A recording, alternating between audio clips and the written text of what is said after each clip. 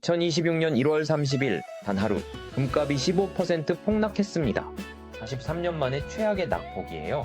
5,600달러에서 4,895달러로 700달러가 순식간에 증발했죠. 여러분이 1억을 금에 투자했다면 하루 만에 1,500만 원이 사라진 겁니다. 아침에 일어나서 커피 한 잔 마시는 사이에요. 근데요, 진짜 무서운 건 지금부터입니다. 이건 단순한 조정이 아닙니다. 지금 우리 눈앞에서 펼쳐지고 있는 이 상황은 1974년 금값 대폭락과 대깔꼬마니처럼 똑같은 패턴을 보이고 있거든요. 역사는 반복됩니다. 다만 조금씩 다른 옷을 입고 나타날 뿐이죠. 그런데 말이죠. 저는 이 상황이 답답하면서도 동시에 여러분이 정말 걱정됩니다. 왜냐? 지금 이 순간에도 수많은 투자자들이 공포에 휩싸여서 금을 던지고 있거든요.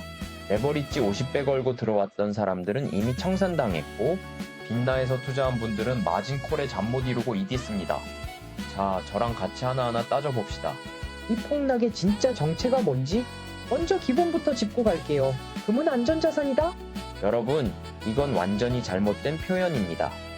경제학 교과서 어디에도 금이 변동성이 없는 자산이라고 쓰여 있지 않아요. 안전자산이라는 표현이 붙은 이유는 단 하나, 주식이 떨어질 때 반대로 움직이는 경향이 있었기 때문이죠.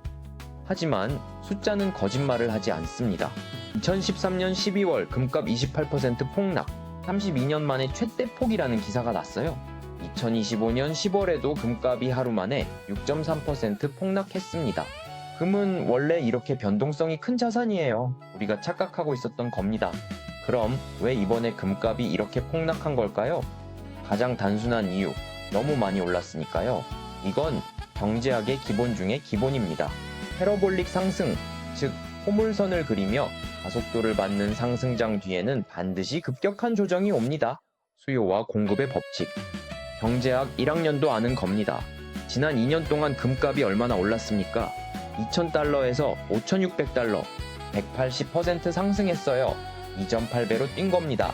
그런데 단기 투자자들 입장에서 생각해보세요. 한두 달 만에 30% 수익 났으면 1년 장사 다 한 거잖아요. 빨리 팔고 나가는 게 당연하죠.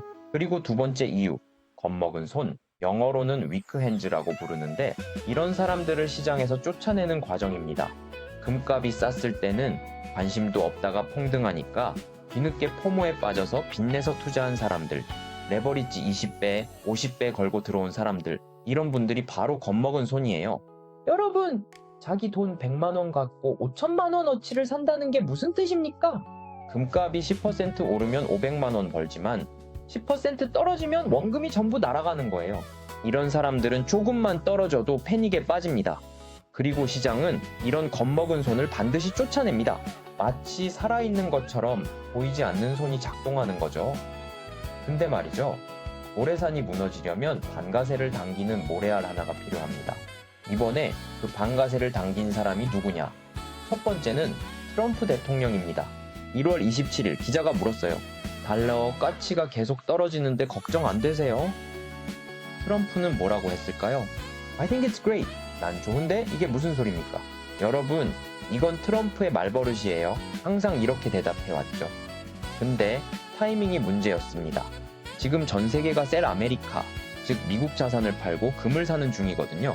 유럽은 그린란드 문제로 열받아서 미국 국채를 팔고 있고, 중국은 이미 오래전부터 달러를 줄이고 금을 사들이고 있죠.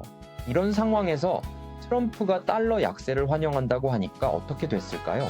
달러는 더 떨어지고 미국 10년물 국채, 금리는 4.14%에서 4.3%로 급등했습니다. 그리고 금값은 5,800달러까지 치솟았어요. 미국 입장에선 비상이 걸린 겁니다. 바로 다음 날 1월 28일 베센트 재무부 장관이 긴급 수습에 나섰죠. 우리는 언제나 강달러 정책입니다. 스트롱 달러 폴리시! 이렇게 강하게 외쳤어요. 왜 그랬을까요? 금값이 폭등하면 미국의 초대형 은행들 적자가 눈덩이처럼 불어납니다. 게다가 10년물 국제 금리가 4.5%를 넘으면 미국 증시 상승 랠리가 끝날 수 있거든요. 베센트는 공포에 빠진 겁니다. 그리고 두 번째 반가세, 케빈 워시 연준 의장 지명자가 1월 29일에 양적 긴축을 시사했어요. 이게 금값 폭락의 결정타였습니다. 베센트의 말 한마디, 케빈 워시의 시그널 하나, 그리고 월가의 알고리즘 매도가 결합되면서 금값은 하루 만에 15% 폭락한 겁니다. 스톱로스 마진콜이 연쇄적으로 터지면서 눈사태가 일어난 거예요. 근데요, 여기서 진짜 중요한 질문을 해야 합니다. 베센트의 한마디로 셀 아메리카가 끝날까요? 케빈 워쉬의 양적 긴축 시그널이 진짜 실현될까요? 제가 솔직하게 말씀드릴게요. 이건 허세입니다. 완전한 허세예요. 왜 그러냐? 숫자를 보시죠. 베센트가 강달러를 외쳤는데도 불구하고 미국 국제 금리는 슬금슬금 다시 올라가기 시작했습니다. 4.2%에서 4.25%로요. 이게 무슨 뜻입니까? 베센트의 말로 셀 아메리카를 막지 못했다는 증거죠. 그리고 양적 긴축? 여러분, 이건 수학입니다. 감정이 끼어들 여지가 없어요.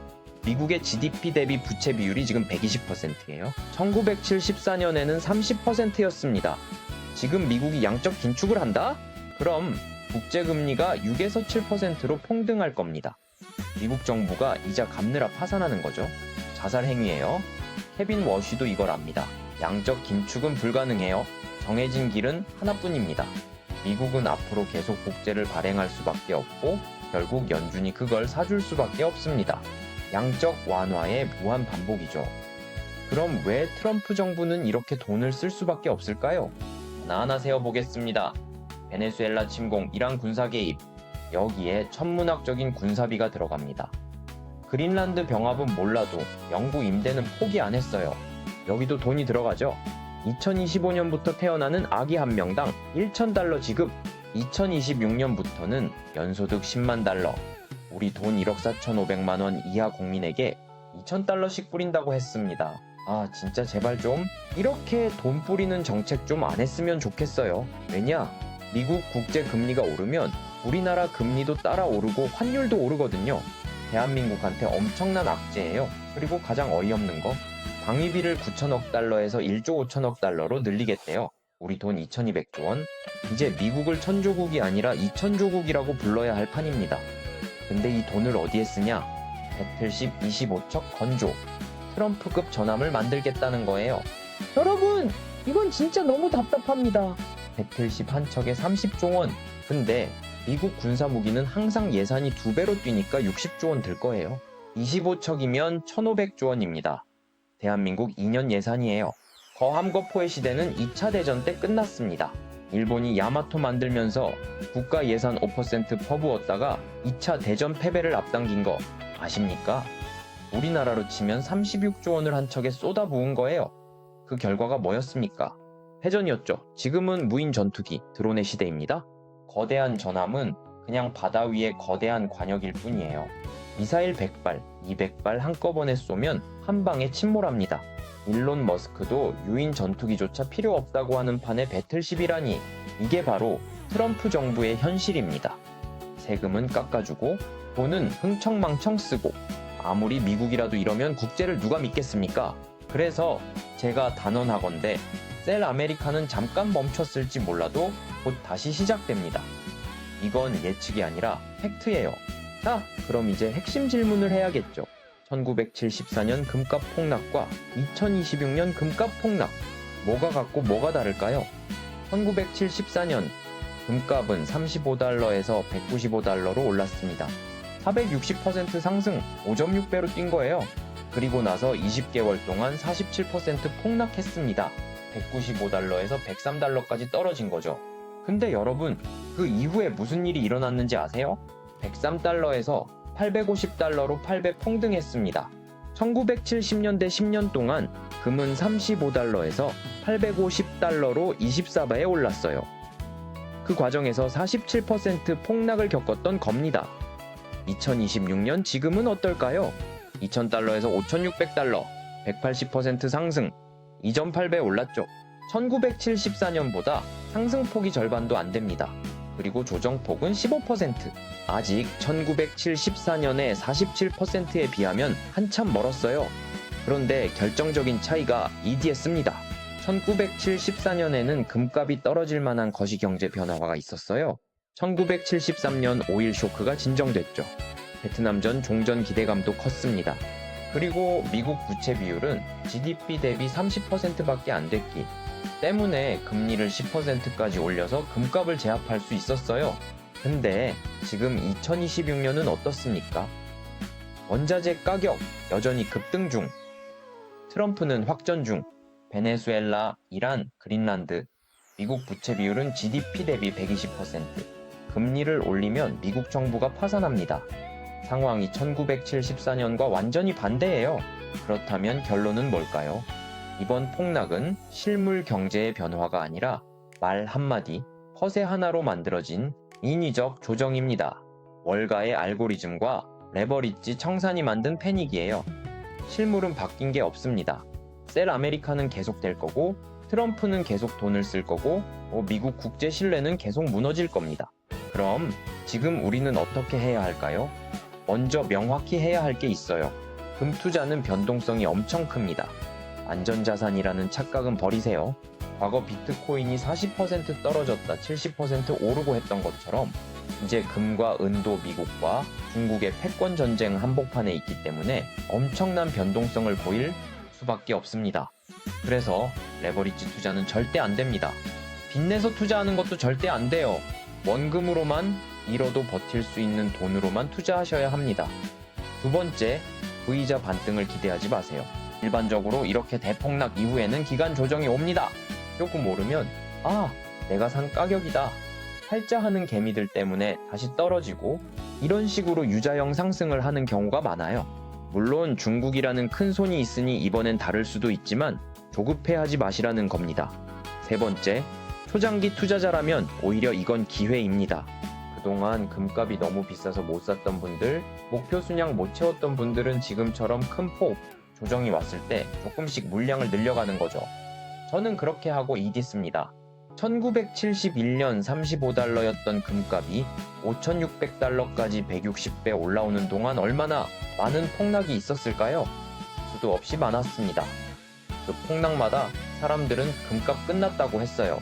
근데 금은 계속 올랐습니다. 왜 그럴까요? 이건 경제학의 원리입니다. 화폐의 가치는 신뢰에서 나옵니다. 미국 달러의 신뢰가 무너지면 사람들은 다른 곳으로 갑니다. 그게 금이에요. 5,000년 역사 동안 금은 단 한 번도 가치를 잃은 적이 없습니다. 트럼프가 배틀십에 1,500조를 쓰고 국민에게 돈을 뿌리고 세금을 깎고 전쟁을 벌이는 한 미국 국제의 신뢰는 계속 무너질 겁니다. 그리고 그 돈은 금으로 갈 수밖에 없어요. 레이 달리오가 말했죠. 비지 사이클, 역사는 반복됩니다. 워렌 버핏도 말했습니다. 조수가 빠지면 누가 벌거벗고 수영했는지 드러난다. 지금 조수가 빠지고 이딨습니다. 레버리지 낀 사람들, 빚내서 투자한 사람들이 드러나고 있어요. 이들이 쫓겨나고 나면 진짜 상승이 시작됩니다. 다만 여러분, 한 가지만 명심하세요. 이 과정은 쉽지 않습니다. 1974년은 20개월 걸렸어요. 이번엔 얼마나 걸릴지 아무도 모릅니다. 3개월일 수도, 1년일 수도, 2년일 수도 있어요. 그 기간을 버틸 수 있는 원칙이 있어야 합니다.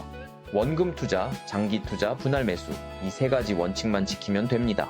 금요일 폭락의 패닉에 빠진 분들, 지금이라도 늦지 않았습니다. 원칙을 세우세요. 감정이 아니라 원칙으로 투자하는 겁니다. 저는 답답합니다.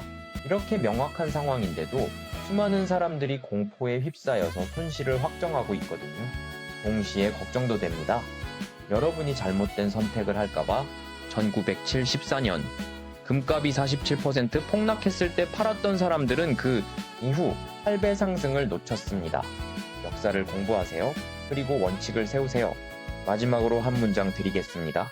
위기를 두려워하는 사람들은 가난해지고 위기를 읽어내는 사람들은 부자가 됩니다.